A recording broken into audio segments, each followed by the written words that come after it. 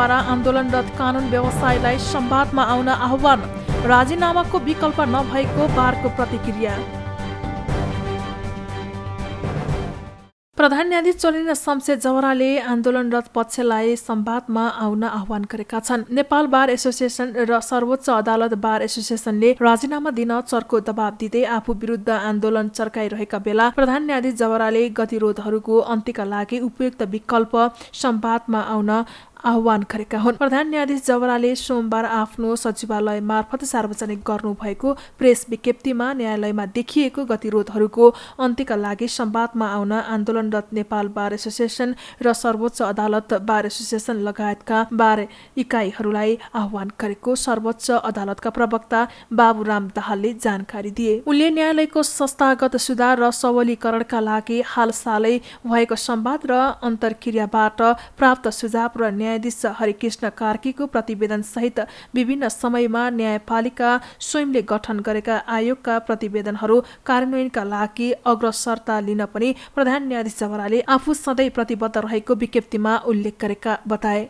नेपाल बार association, सर्वोच्च अदालत बार association लगायतका बार इकाइहरू न्यायपालिकाको अभिन्न अङ्ग हुन्। वर्तमान परिस्थितिमा देखिएका गतिरोधहरूको सम्बोधनको उपयुक्त विकल्प संवाद नै रहेको हुँदा नेपाल बार एसोसिएसन र सर्वोच्च अदालत बार एसोसिएसनलाई संवादका लागि आह्वान गर्दछु। कानुन र संविधानको व्याख्याको प्रश्न उठेका र उठ्न सक्ने विवादको निरूपण गर्ने राज्यको अङ्गका रूपमा न्यायपालिकाको सबैभन्दा विशालतम पक्ष नागरिकको विश्वास हो। आज न्यायपालिकाभित्र उत्पन्न भएको गतिरोधका कारण नागरिकहरूका प्रश्नहरू हामीतर्फ नै सोझिएका छन्। जनताले विश्वासको शिरमा राख्दै आएको यस संस्थाको गरिमा र सम्मानलाई जोगाउनु न्यायपालिका भित्रका सबै अवयवहरूको साझा दायित्व हो। नेपालको प्रधान न्यायाधीशको रूपमा मेरो अग्रसरता यस प्रक्रियामा जति आवश्यक छ त्यत्तिकै अग्रसरता बार एसोसिएसन र यसका इकाइहरूबाट पनि अपेक्षा गरिएको हुन्छ भन्नु अतिशयोक्ति हुँदैन। न्यायको एक रथका दुई पाङ्ग्राको रूपमा रहेका बार र बेन्चले आफ्नो दायित्व मनन गरी न्यायको रथलाई फेरि जनताको सेवा र निर्वाध गुडाइरहनु पर्ने चुनौती हाम्रो सामु खडा भएको छ।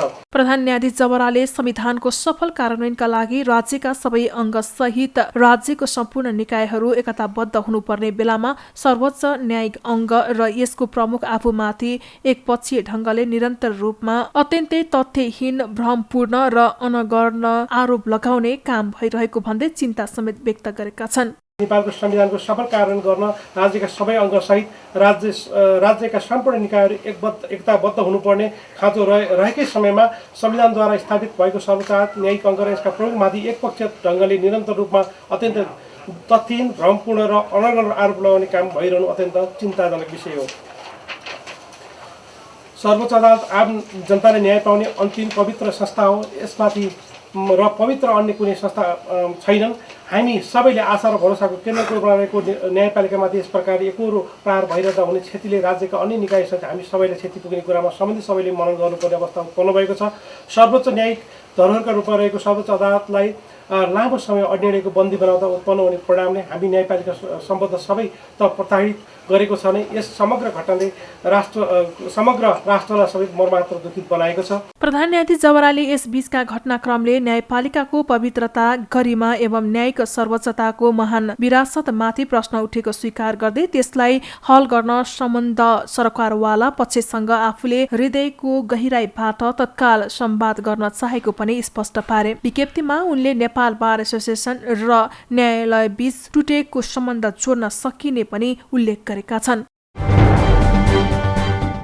आन्दोलनरत नेपाल बार एसोसिएसन र सर्वोच्च अदालत नेपाल बार एसोसिएसनले प्रधान न्यायाधीश चोरेन्द्र शमशेर जवरासँग संवादमा बस्न नसकिने जवाफ दिएका छन्। प्रधान न्यायाधीश जवराले न्यायालयको संकट समाधानका लागि संवादमा आउन आग्रह गर्दै सोमबार जारी गरिएको विज्ञप्तिको जवाफ दिँदै नेपाल बार एसोसिएसनका अध्यक्ष चण्डेश्वर श्रेष्ठ र सर्वोच्च अदालत नेपाल बार एसोसिएसनका अध्यक्ष पूर्णमान साकेले वार्तामा बस्नै नसकिने बताएका हुन्। सोमबार पनि सर्वोच्च अदालत परिसरमा आयोजित धरना कार्यक्रममा बोल्दै नेपाल बारका अध्यक्ष श्रेष्ठले संवादमा बस्न नसकिने भन्दै तत्काल राजीनामा दिन प्रधान न्यायाधीश जवरालाई दबाब दिए। उनले न्यायपालिकाको जनआस्था कायम राख्नका लागि जनतालाई न्याय दिलाउनका लागि एक मात्रै उपाय भनेको प्रधान न्यायाधीश जवराको राजीनामा भएको दोहोराए। विसङ्गति भ्रष्टाचारको प्रवक्ताको रूपमा हामीले पठाएका होइनौँ।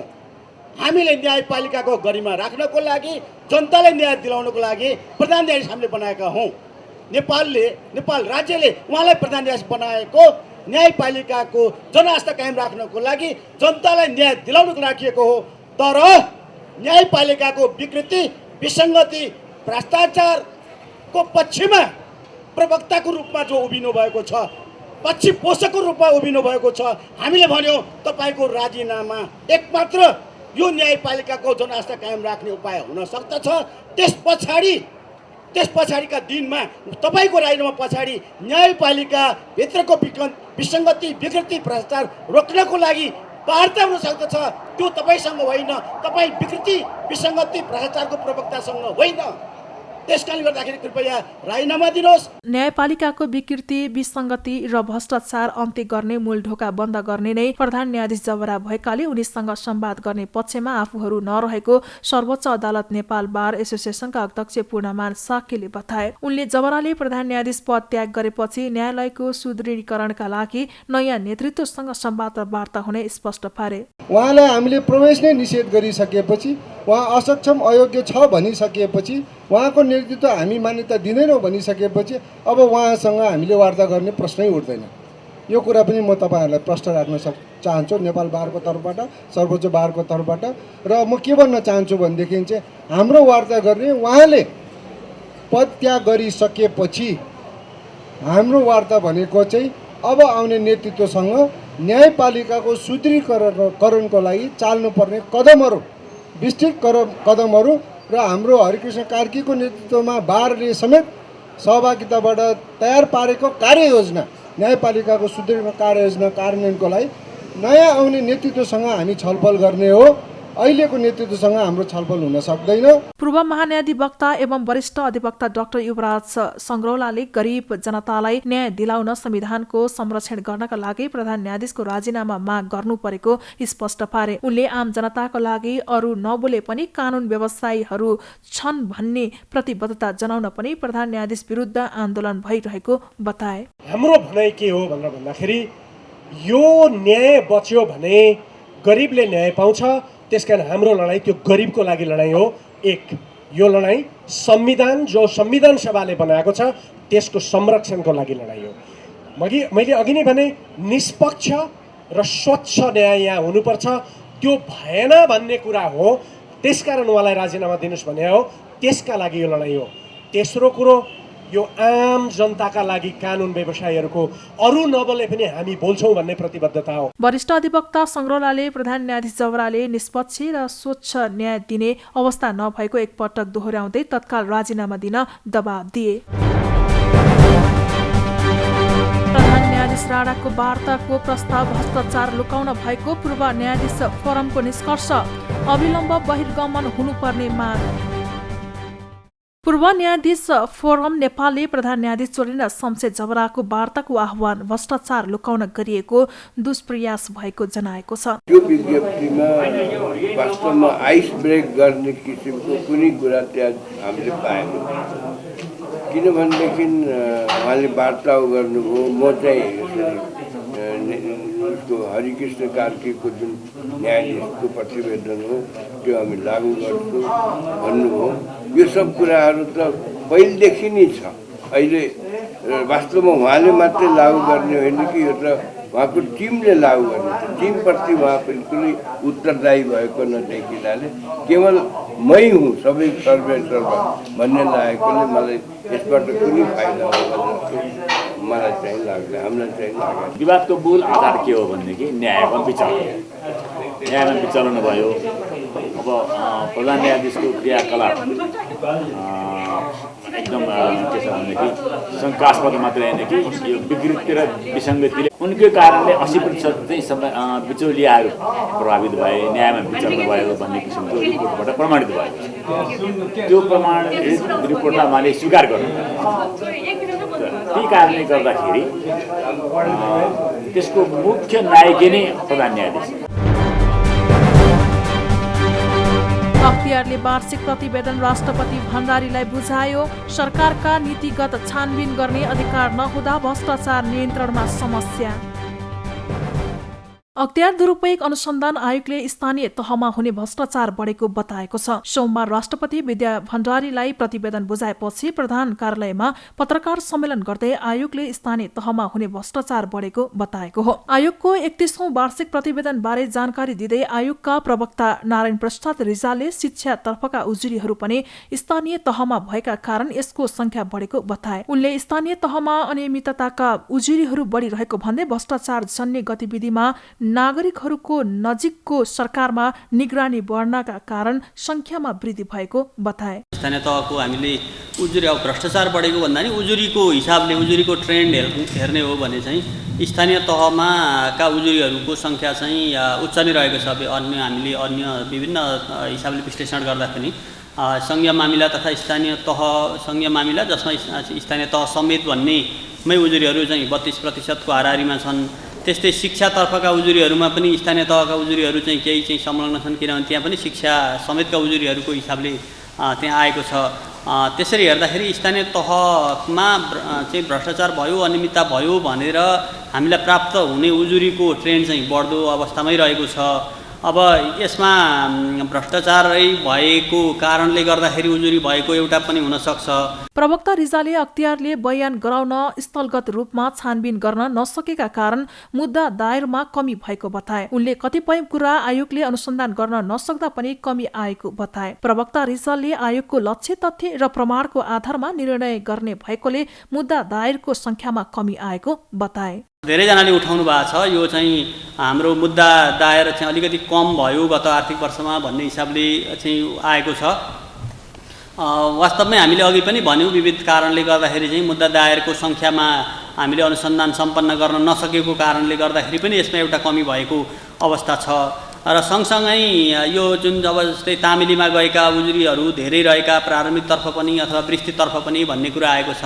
आयोगले विभिन्न माध्यमबाट चाहिँ उजुरीहरू भ्रष्टाचार अनियमिततासँग सम्बद्ध उजुरीहरू चाहिँ हामीले लिने गर्छौँ र ती उजुरीहरूमा हामीले अनुसन्धान गरेर त्यहाँ प्राप्त तथ्य र प्रमाणको आधारमा चाहिँ हामीले आयोगले चाहिँ निर्णय गर्ने हो र तथ्यको र प्रमाणको आधारमा निर्णय गर्दाखेरि अब आयोगको लक्ष्य पनि मुद्दा बढाउने अथवा घटाउने भन्ने चाहिँ हुँदैन। गत आर्थिक वर्षमा संघीय मामिला स्थानीय तह समेत 32.72% उजुरी परेका छन् भने शिक्षा स्थानीय तह समेत 15.61, भूमि प्रशासनमा 9.09, वन तथा वातावरणमा 5.01, स्वास्थ्य तथा जनसङ्ख्यामा 3.93, भौतिक पूर्वाधार तथा यातायातमा 3.76, गृह प्रशासनमा 3.47, ऊर्जा जलस्रोत तथा सिंचाइमा 3.09, अर्थमा 2.09, नक्कली शैक्षिक प्रमाणपत्रमा 5.61, गैरकानूनी सम्पत्ति आर्जनमा 3.38 र अन्य क्षेत्रमा 12.25% उजुरी परेको आयोगले उल्लेख गरेको छ। गत आर्थिक वर्षमा 22,625 वटा उजुरी परेकोमा 14,532 वटा फर्चियोट भएको अख्तियारले बताएको छ। गण्डकी प्रदेशका प्रमुख पृथ्वीमान गुरुङले जनताले विश्वास गर्ने गरी भ्रष्टाचारीहरूलाई कारवाही गर्न अख्तियार दुरुपयोग अनुसन्धान आयोगलाई आग्रह गरेका छन्। सोमबार अख्तियार दुरुपयोग अनुसन्धान आयोग गण्डकी प्रदेशको 31औं वार्षिक प्रतिवेदन बुझ्दै प्रदेश प्रमुख गुरुङले ठूल्ठूला भ्रष्टाचारको मुद्दाहरूमा जनतालाई विश्वास हुने गरी अख्तियारले काम गर्न नसकेको भन्दै जनतालाई विश्वास हुने गरी काम गर्न आग्रह गरेका हुन्। भ्रष्टाचारीलाई अख्तियारले कारवाही गर्छ भन्ने जनविश्वास स्थापित हुने गरी काम गर्न उनले सुझाव दिए। अख्तियारको क्रियाकलापमा ठुला ठुला माछाहरू कमै फस्ने,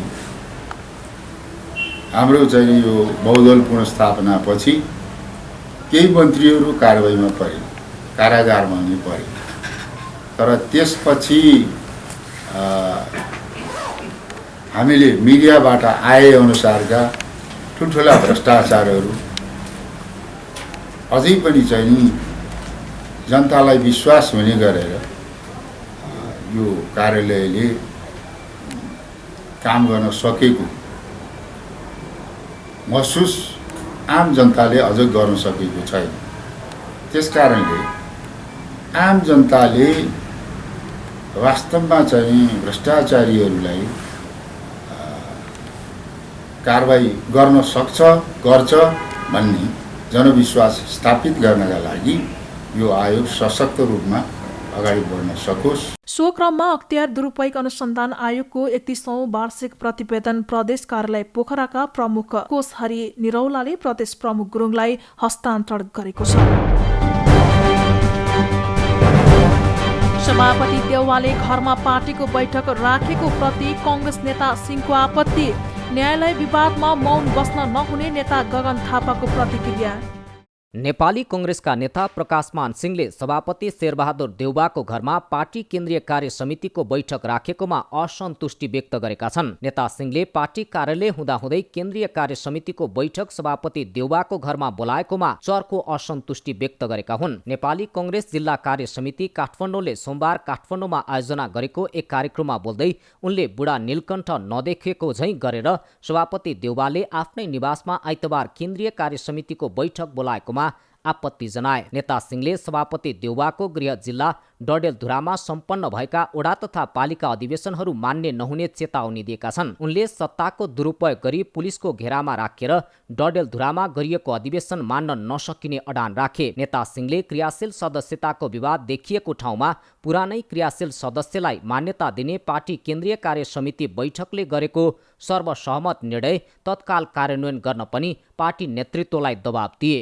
महाधिवेशनको चाहिँ अब कतिको जिल्ला अधिवेशन सकिसक्यो, वडा अधिवेशन सकिसक्यो, अब पार्टी अफिस जानुको लागि अब केन्द्र कार्य समितिको बैठक अब के छ भन्दाखेरि पार्टी सभापतिको घरमा चाहिँ राख्छ। हिजो मैले बोलेँ कार्यालयमा चाहिँ राख्नु पर्यो नि वर्किङ कमिटी भनेर। पवन के कारण यो चाहिँ के छ भन्दाखेरि बुढालिङ कण्ठमा हामीले नदेखेको होला भने उहाँको त्यहाँ घर बन्नु अगाडि नै बुढालिङ कण्ठ भगवानलाई हामी चाहिँ त्यहाँ प्रार्थना गर्न जान्थ्यौँ नि त।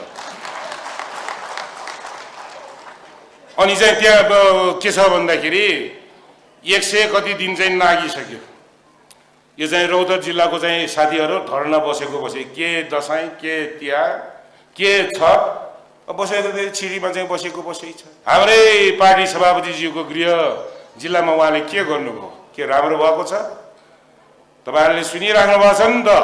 त्यहाँको जिल्ला सभापतिले चाहिँ के यो चाहिँ के भयो भन्ने कुरा, यो चाहिँ के संगठन पकड गरेर विधि नियम पूरा नगरिकन पुलिसको घेरामा म सत्तामा छु भन्दैमा यो चाहिँ के छ भने पुलिसको घेरामा राखेर यो चाहिँ निर्वाचनै अधिवेशनै नभएकोलाई अधिवेशन भएको घोषणा गर्दैमा हुन्छ। नेता सिंहले राजनैतिक न्याय दिन पनि पार्टी नेतृत्वसँग माग गरेका छन्। उनले विधि र नियम उल्लङ्घन गरी पार्टी नेतृत्वले सधैँ कार्यकर्तालाई अन्याय गरेकाले आफूहरूले राजनैतिक न्यायको खोजी गर्नु परेको तर्क समेत गरे। उनले पार्टी नेतृत्वले अब महाधिवेशन सार्ने अवस्था भने नरहेको बताए। नेपाली कांग्रेसका युवा नेता गगन कुमार थापाले आइतबार बसेको केन्द्रीय कार्य समितिको बैठकपछि मात्र पार्टीको महाधिवेशन हुनेमा विश्वस्त भएको बताएका छन्। सोमबार नेपाली कांग्रेसको 14औं महाधिवेशनबाट काठमाडौँ महानगरका पदाधिकारी र सदस्यको प्रमाणपत्र वितरण कार्यक्रममा बोल्दै नेता थापाले आइतबार बसेको केन्द्रीय कार्य समितिको बैठकपछि मात्र पार्टीको महाधिवेशन हुनेमा विश्वस्त भएको बताएका हुन्। उनले निर्वाचन आयोगलाई बारम्बार दबाब दिएपछि मात्र महाधिवेशन समयमै गर्न सकिएको बताए। नेता थापाले समयमै महाधिवेशन गर्न नसक्नु एक ढंगले पार्टीको सामूहिक क्षयीकरणको प्रमाण भएको बताए। उनले नेपाली कांग्रेसका नेताहरू पार्टीभित्र विधानको सर्वोच्चतालाई कायम गर्ने कुरामा पटक पटक चुकिएको बताए। हिजो हामीले केन्द्रीय बैठक समितिको बैठक सम्पन्न गर्यौं र केन्द्रीय समितिको बैठक सम्पन्न गरेपछि हिजो प्रदेशको निर्वाचनको संयोजकहरू तोकेका छौं र अधिवेशनको निम्ति व्यवस्थापन गर्ने समितिहरू बनाएका छौं। हिजोको बैठकपछि भने साथीहरूलाई अब अधिवेशन हुन्छ भन्ने कुराको ढुक्क हुनुभएको मैले पाएको छु। किन पार्टीले अब होटलै बुक गर्न थाल्यो, हलै बुक गर्न थाल्यो भनेपछि बल्ल अधिवेशन हुन्छ भन्ने कुराको साथीहरूलाई ढुक्क भएको अवस्था छ। यद्यपि कतिपय जिल्लामा अहिले पनि प्रारम्भिक अधिवेशनहरू सम्पन्न भइरहेको छ। कतिपय ठाउँमा अहिले पनि विवाद छ। केही साथीहरू अनसन बसिराख्नु भएको छ, केही साथीहरू अनसन बस्ने तयारीमा हुनुहुन्छ।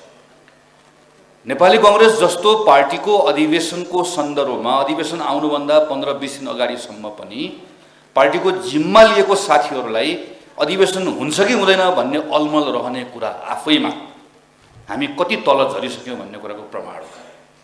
हामी आफ्नै अधिवेशनका बारेमा ढुक्क भएर हुन्छ भनेर भन्न सक्ने हाम्रो अवस्था बनेन। यसलाई हामीले जति भने पनि निर्वाचन आयोगले अहिले तारन्तार हामीलाई दबाब नदिएको भए पुसको पहिलो साताभित्र निर्वाचन आयोगलाई हामीले हाम्रो आफ्नो अधिवेशनको नयाँ नेतृत्वको नाम बुझाउनै पर्छ भन्ने एउटा अनिवार्यता नभएको भए सायद अहिले पनि हामीले अधिवेशन अरू 1-2 मिनट टार्थ्यौँ होला, पछाडि लान्थ्यौँ होला।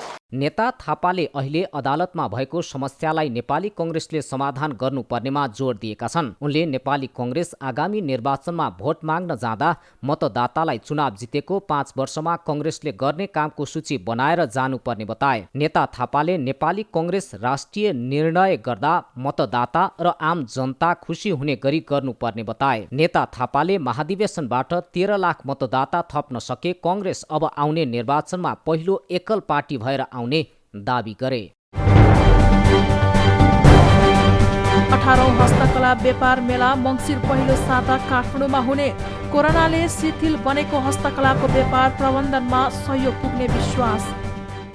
18औं हस्तकला व्यापार मेला तथा 16औं प्रतियोगितात्मक हस्तकला प्रदर्शनी काठमाडौँमा हुने भएको छ। नेपाल हस्तकला महासंघको आयोजनामा मङ्सिर 3 गतेदेखि 5 गतेसम्म काठमाडौँको होटल हायत रेजेन्सीमा मेला तथा प्रदर्शनी हुने भएको हो। महासंघले सोमबार काठमाडौँमा पत्रकार सम्मेलन गरी कोरोना महामारीका कारण शिथिल बनेको नेपाली हस्तकला क्षेत्रको आन्तरिक बजार प्रबन्धन तथा निर्यात व्यापारमा समेत टेवा पुर्याउने उद्देश्यले मेला गर्न लागेको बताए। मेलामा 120 भन्दा बढी व्यापारिक स्टल राखिनेछन्। यस्तै निर्यात जन्य विभिन्न 36 विधाका हस्तकला वस्तुहरूको प्रदर्शनी पनि हुनेछ। करिब 30,000 भन्दा बढीलाई मेला अवलोकनको निशुल्क प्रवेश पास वितरण गरिने पनि आयोजकले बताएको छ। मेला अवलोकन गर्न 100 रुपैयाँ प्रवेश शुल्क निर्धारण गरिएको छ। प्रदर्शनीमा हस्तकला वस्तुहरू निर्यात गर्ने वर्षको उत्कृष्ट उद्यमी सम्मान तथा आर्टिस्ट अफ द इयर सम्मान प्रदान गर्ने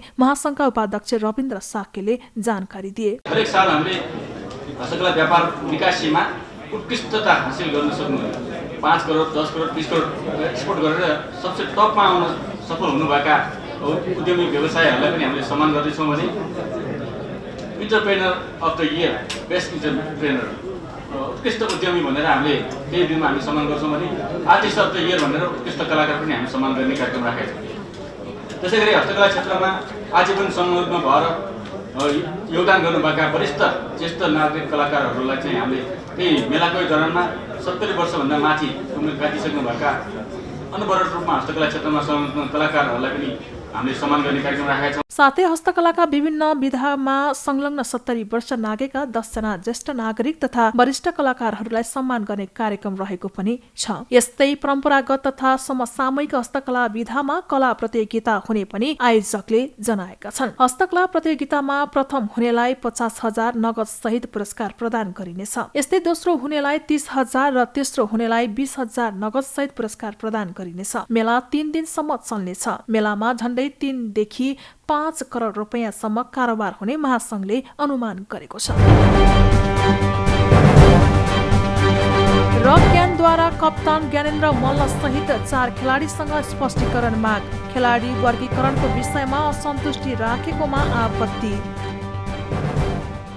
नेपाल क्रिकेट संघ क्यानले राष्ट्रिय क्रिकेट टिमका कप्तान ज्ञानेन्द्र मल्ल सहित 4 खेलाडीलाई स्पष्टीकरण सोधेको छ। खेलाडी वर्गीकरणको विषयमा असन्तुष्टि जनाउँदै सेतो पार्टीमा आफ्नो अभिव्यक्ति दिएका कप्तान ज्ञानेन्द्र सहित उपकप्तान दिपेन्द्र एरी, अलराउन्डर सोमपाल कामी र तीव्र गतिका बलर कमल सिंह एरीसँग क्यानले स्पष्टीकरण मागेको हो। क्यानले आगामी बुधबारसम्म लिखित स्पष्टीकरण दिन क्यानले समय दिएको छ। खेलाडी वर्गीकरणको विषयमा मिडियामा बोलेको कारण खोज्दै खेलाडीसँग स्पष्टीकरण माग गरिएको हो। यसअघि गत कार्तिक 17 गते ज्ञानेन्द्र सहित 4 खेलाडीले भिडियो मार्फत राष्ट्रिय क्रिकेटरको वर्गीकरणमा असन्तुष्टि प्रकट गरेका थिए। अप्रिल 2021 देखि डिसेम्बर 2021 सम्मका लागि गरिएको खेलाडी वर्गीकरणमा खेलाडीहरूले प्रश्न उठाएका थिए। वर्गीकरणमा खेलाडीको श्रेणी निर्धारणमा भेदभाव भएको भन्दै केही खेलाडीले सम्झौतामा हस्ताक्षर गर्न समेत अस्वीकार गरेका थिए। खेलाडी वर्गीकरणको विषयमा गत वर्ष पनि गल्ती भएको थियो। पछि क्यानले गल्ती स्वीकार गर्दै श्रेणी निर्धारणमा हेरफेर गरेको थियो। गत वर्ष पनि खेलाडीले असन्तुष्टि जनाएपछि क्यानले श्रेणी निर्धारणमा पुनरावलोकन गरेको थियो। वर्गीकरण अनुसार ए श्रेणीमा रहेका क्रिकेटरले मासिक 50,000, बी श्रेणीका क्रिकेटरले मासिक 40,000 र सी श्रेणीका क्रिकेटरले मासिक 30,000 रुपैयाँ पाउँदै आएका छन्। महिलातर्फ ए श्रेणीमा रहेका क्रिकेटरले मासिक 15,000, बी श्रेणीका क्रिकेटरले मासिक 12,000 र सी श्रेणीका क्रिकेटरले मासिक मासिक 10,000 रुपैयाँ पाउँछन्। वर्गीकरणमा ढिलाइ र अहिले खेलाडीको असन्तुष्टिका कारण राष्ट्रिय क्रिकेटले गत मार्च पछिको मासिक तलब पाएका छैनन्। पुनर्निर्माण सम्पन्न, पुनर्निर्माणमा भारतको $150 मिलियन सहयोग।